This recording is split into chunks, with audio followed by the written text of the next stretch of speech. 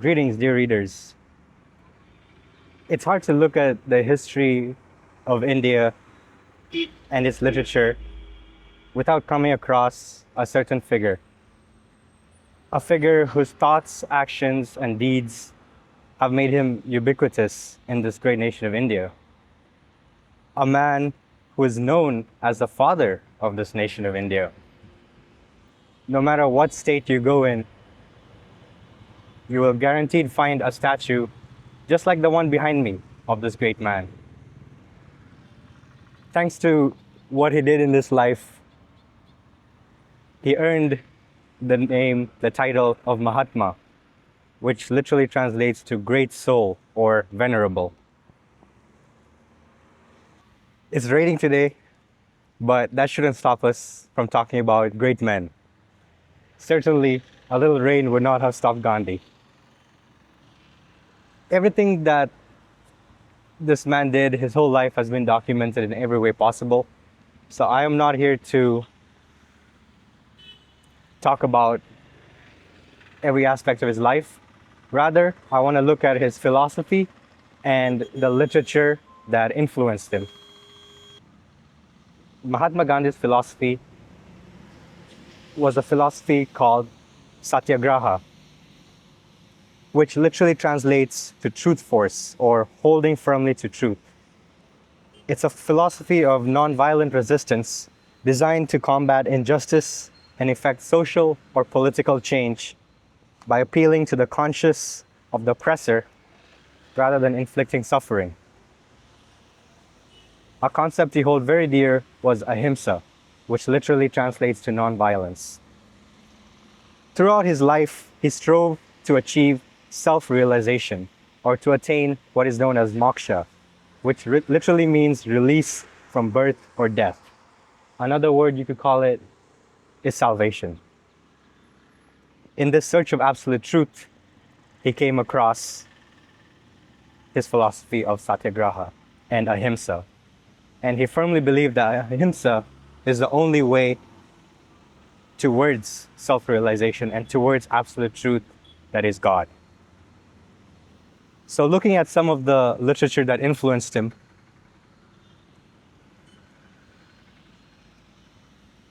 at a very young age, he came across a poem which I believe had the effect of developing the early signs of Satyagraha in him.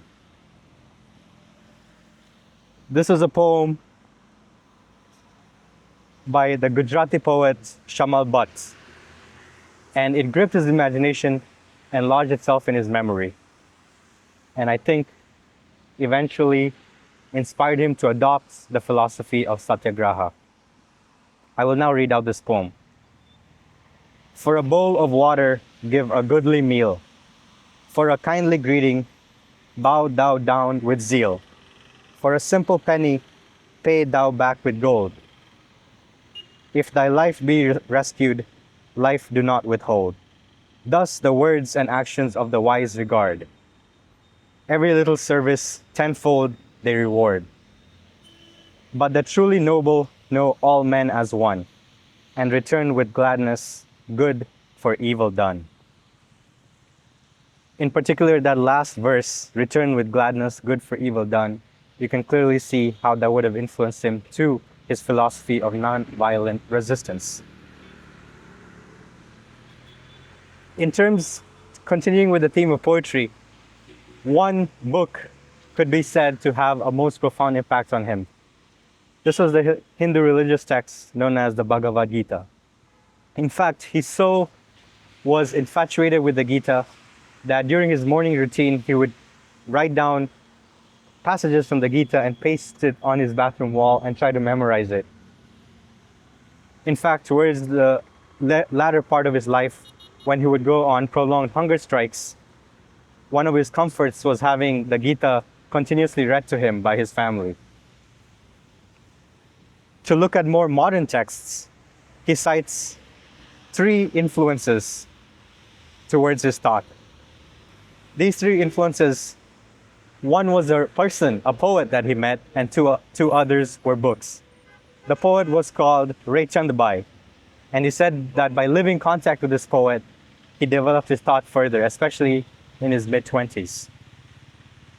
Secondly was a book by the great Russian author Leo Tolstoy, known as The Kingdom of God is Within You. The Kingdom of God is Within You is a philosophical treatise that looks at specifically the non-violent aspects of Christianity, as well as ways to organize communities based on non-violence. Because of this book, Gandhi developed a deep respect for Tolstoy and had a long correspondence with him. In fact, towards the end of his life, it is thought that the last letter Tolstoy wrote was to Mahatma Gandhi. The last book I'll speak about is a book by John Ruskin known as Unto This Last, which is basically a critique of economics and the discriminations that economic structures create. Through Unto This Last, Gandhi understood three teachings. First, that the good of the individual is contained in the good of all. For readers of Dostoevsky, they will see this thought echoed in the likes of his father Zosima in The Brothers Karamazov, where he says that every man is guilty for the actions of every other person in the world. You can also see this reflected in Platonic philosophy, where the good of the individual is thought to be the good of the city. Or what's good for the individual soul is good for an entire city or for an entire nation. Secondly, from Unto This Last, he came to the realization that the lawyer's work has the same value as the barber's, inasmuch as all have the same right of earning their livelihood from their work. And so, he wouldn't discriminate based on a person's title. Lastly, he saw that a life of labor is a life worth living.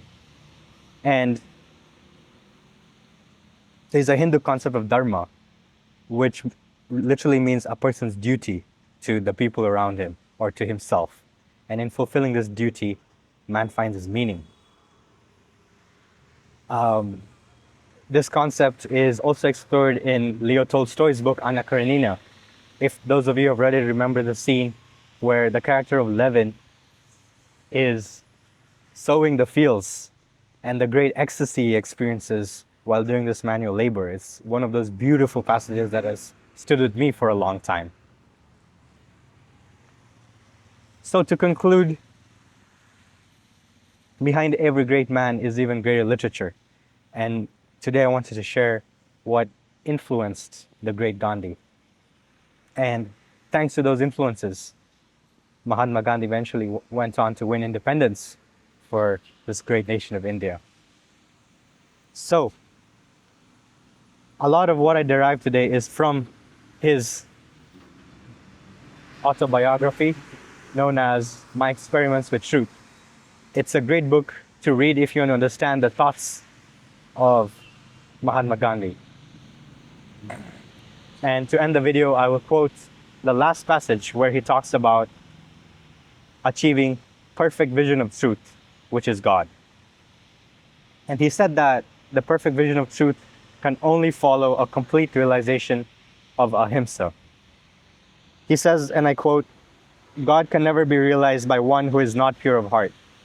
Self-purification, therefore, must mean purification in all walks of life. And purification being highly infectious, purification of oneself necessarily leads to the purification of one's surroundings. Through his self-restraint, through his ahimsa, and his service to others,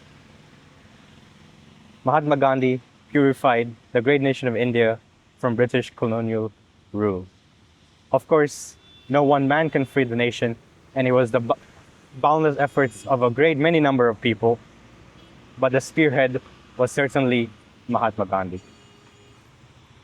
So, thank you for listening today, dear readers. I hope you've learned some interesting things, and while I may catch a cold, it was really fun to be out here. So remember, always keep reading. Bye.